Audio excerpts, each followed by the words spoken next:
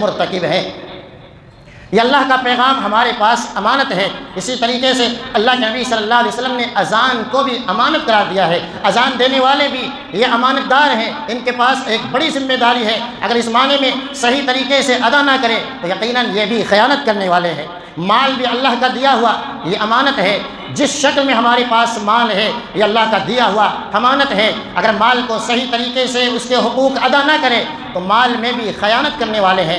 یہ جسم جو اللہ نے ہمیں عطا فرمایا ہے، یہ آنکھیں اللہ نے دی ہے، یہ کان اللہ نے دیا ہے، یہ سب اللہ کی امانت ہے۔ اگر اس جسم کا صحیح حق ادا نہ کیا جائے تو یقیناً ہم سب ایک خائن کے درجے میں ہیں۔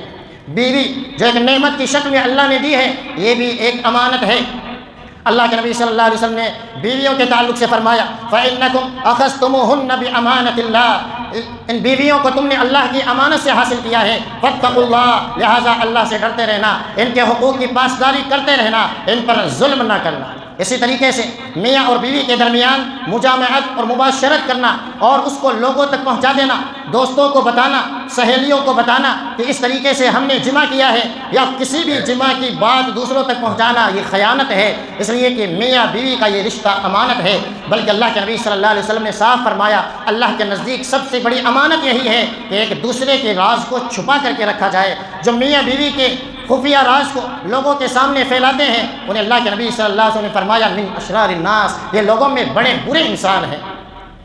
امانت کی قسمیں مجلسیں بھی ہیں، ہم کہیں بیٹھ کر گفتگو کرتے ہیں، میٹنگ کرتے ہیں اور اس میں ایسی باتیں آ جاتی ہیں جنہیں راز میں رکھنا ضروری ہے۔ اگر ان باتوں کو ہم معاشرے میں پھیلاتے ہیں، بتلاتے ہیں تو یہ مجلسیں بھی امانت ہیں، یہ بیٹھک بھی امانت ہے۔ دو انسان ایک جگہ بیٹھے ہوئے ہوں، ایک دوسرے سے بات کر رہے ہوں اور دائیں بائیں جھانکتے ہوں کہ کوئی ہمیں نہ دیکھے، ہماری بات نہ سنے، یاد رکھنا آپ کو اس حالت میں جو بات بتائی جا رہی ہے وہ بھی امانت ہے۔ اللہ کے نبی صلی اللہ علیہ وسلم نے فرمایا اذا حدث الرجل بالحديث ثم التفت فهي امانہ، جب ایک آدمی آپ سے بات کرے، آپ کے سامنے کوئی بات رکھے، ثم التفت، بات رکھتے ہوئے دائیں دیکھتا ہے بائیں دیکھتا ہے، فهي امانہ، یاد رکھنا یہ بات ایک امانت ہے، اس لیے اس نے آپ سے بتلائی ہے۔ اسی طریقے سے آنکھوں کے یہ اشارے مجلسوں میں بیٹھے ہوئے ہوں، کہیں دوست و احباب میں بیٹھے ہوئے ہوں اور اگر آنکھوں سے غلط اشارے کرتے ہیں تو یہ آنکھوں کی خیانت ہے۔ اللہ کے نبی صلی اللہ علیہ وسلم کا ایک واقعہ مشہور ہے، صحابہ کرام نے فرمایا اللہ کے نبی صلی اللہ علیہ وسلم اگر آپ آنکھ سے اشارہ کر دیتے تو ہم اس ظالم کا سر تن سے جدا کر دیتے، لیکن آپ صلی اللہ علیہ وسلم نے فرمایا یہ نبی کے لیے مناسب نہیں ہے کہ نبی آنکھ سے بھی خیانت کرے۔ گویا آنکھوں کے اشارے، ہاتھ کے اشارے یہ بھی امانت ہے، اگر اس کا غلط استعمال ہوتا ہے تو یہ خیانت ہے۔ اسی طریقے سے آپسی رائے رکھنا، مشورے کرنا یہ بھی امانت ہے۔ اللہ کے نبی صلی اللہ علیہ وسلم نے فرمایا المستشار مؤتمن، یہ رائے کرنا، مشورے کرنا یہ امانت ہے۔ کوئی ہمارے پاس آتا ہے تجارت کے تعلق سے، شادی کے تعلق سے ہم سے رائے اور مشورہ مانگتا ہے اور ہم رائے دینے والے ہیں تو یاد رکھنا رائے اور مشورہ بالکل صحیح دیں، خیر خواہی کا جذبہ ہو۔ اگر رائے صحیح نہیں دیتے، مشورے صحیح نہیں دیتے ہیں تو یہ امانت میں خیانت ہے۔